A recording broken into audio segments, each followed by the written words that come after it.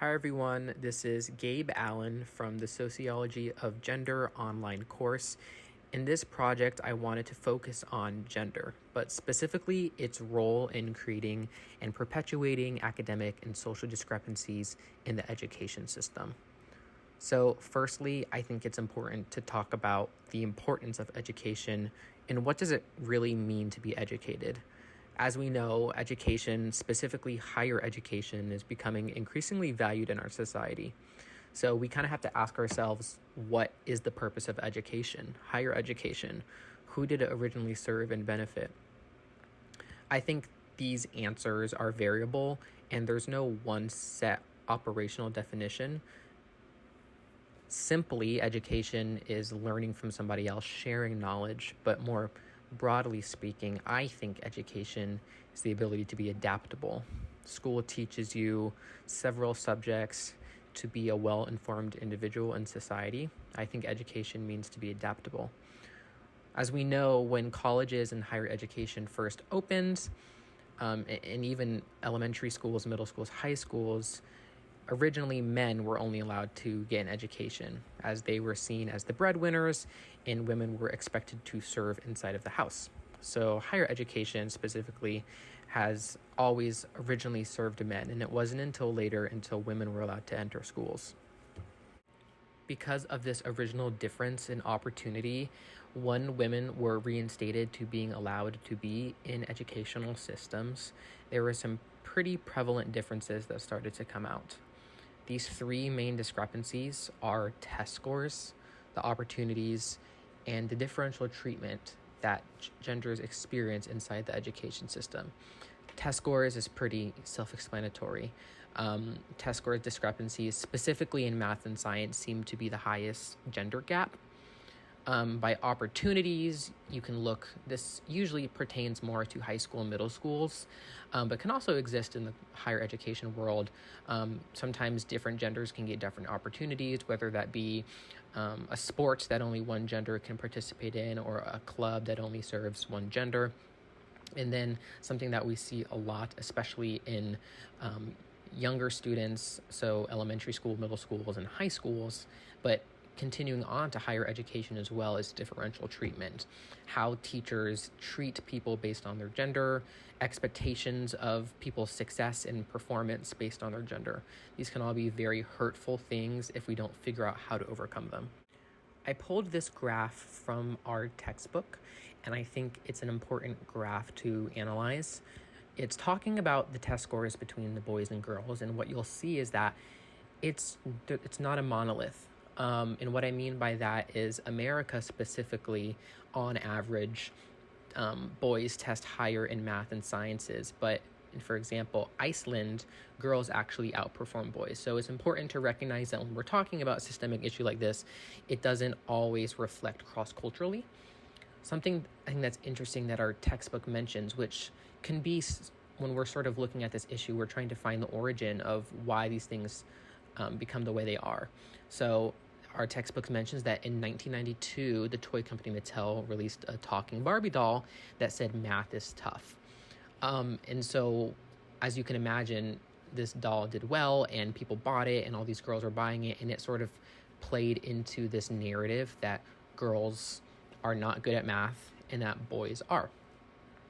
And starting from that, boys started to scoring slightly higher than girls on specifically the math portion of the SAT. But what they found out later is there's actually another important distinctive feature that they often test between boys and girls, which is the ability to do 3D mental rotation. So that is one of the most talked about biological cognitive gender differences. But it turns out that these skills such as math and mental rotation can actually be taught quickly and easily. The textbook says that one study found that assigning women to a semester of Tetris almost closed the pre-existing gap between men's and women's scores. In another study, just 10 hours of video games reduced the gap to a statistical insignificance. And in a third study, 5.5 hours of play erased the gender difference completely. So that's something that's sort of groundbreaking information that goes to show that it's almost this sort of academic and performative gap we see inside the education system is largely cultural. We can see this cultural gap being played out at a very young age. In this video by BBC, it's an experiment that's highlighting how parents are trying to match up toys with toddlers based on what gender they believe they are. And you'll see that if it's a girl, you'll see dainty, fun toys that are aimed at being nurturing, caring, dolls. And you'll see that the toys that boys have relate more to spatial awareness and things that are cool, like trucks and toy cars. So this indoctrination of boys from a young age beginning to do things that involve spatial awareness and math skills, while girls play with toys that are focused on being nurturing and motherly, feed into the system once they get older, which is why the textbook is highlighting that it's not a biological difference, it's purely a cultural and practice thing. Because girls are not playing video games to the same amount that boys are and don't have the same experience with spatial awareness and skills in that arena, they're testing lower. But it's not because it's an actual biological difference, it's because it's this cultural and conditioning difference. What's interesting, however, is that when we magnify this to the higher education level, something that's interesting is that we are seeing that women actually comprise the majority of students in college. Right now, about 58% of undergraduate students in all colleges are women. And so when we look at this graph that shows you education versus occupation, it's showing you that the majority of students are women. So you'll see that the mean share of women in education is red, and that the blue obviously is around 42%.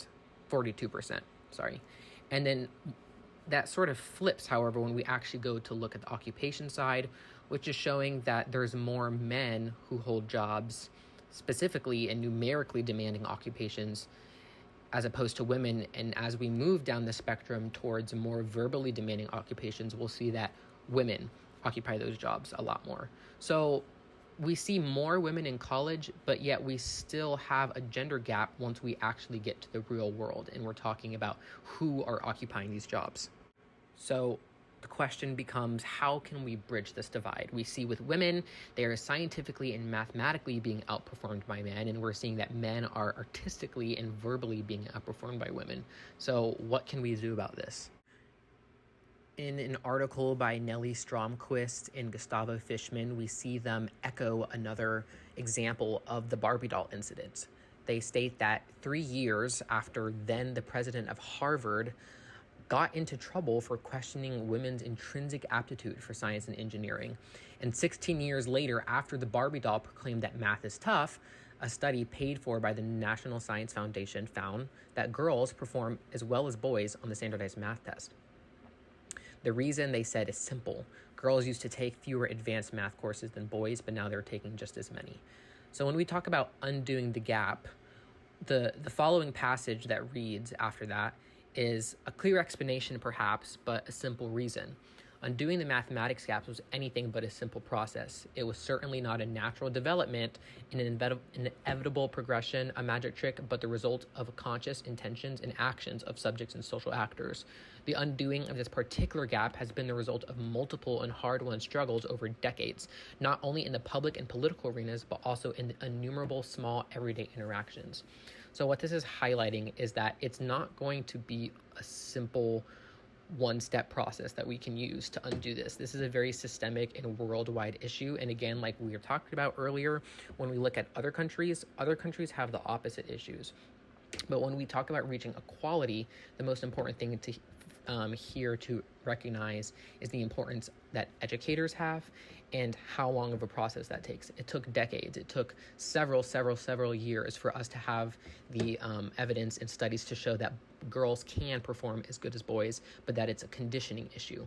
So if we want to start moving in the right direction, we need to start implementing these programs into our schools sooner rather than later. We can't wait until girls are already in college or already in high school to advocate for equality in the sciences and maths. It needs to start as soon as they enter an elementary school, even preschool.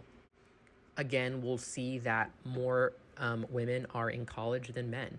This graph shows it again. It shows the actual amount right now, and then it shows the projected amount. And this trend is expected to continue, where more women are enrolling than men. So we're already on the track of women becoming, on average, population-wise, more educated or more college educated, or more women will have been in higher education than men, but yet we are still seeing the divide between education and who's actually occupying these jobs. So not only is it a question of making sure that just as many women are being educated as men, if not more, because that's what we're doing, but also we need to make sure that when we go into the real world and we're actually applying these ideas, that we're still not discriminating jobs based on gender and sex.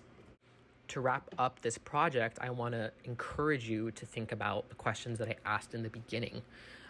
What is the purpose of education, higher education? Who does education serve? And what does it mean to be educated? Does it mean to become a doctor? Does it mean to become a lawyer? Does it mean to become a musician?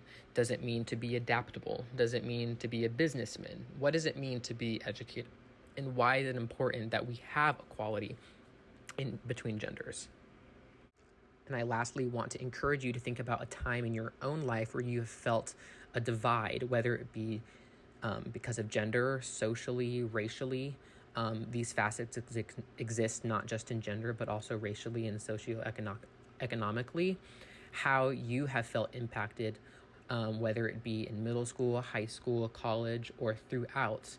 If you've ever felt a gap in performance between your peers, felt like you weren't offered the same opportunities that other classmates were, or were feeling like you're not progressing at the pace that you should be. Thank you for listening to my project, and I hope it gives you something to think about, and I hope as a society we move towards the right direction.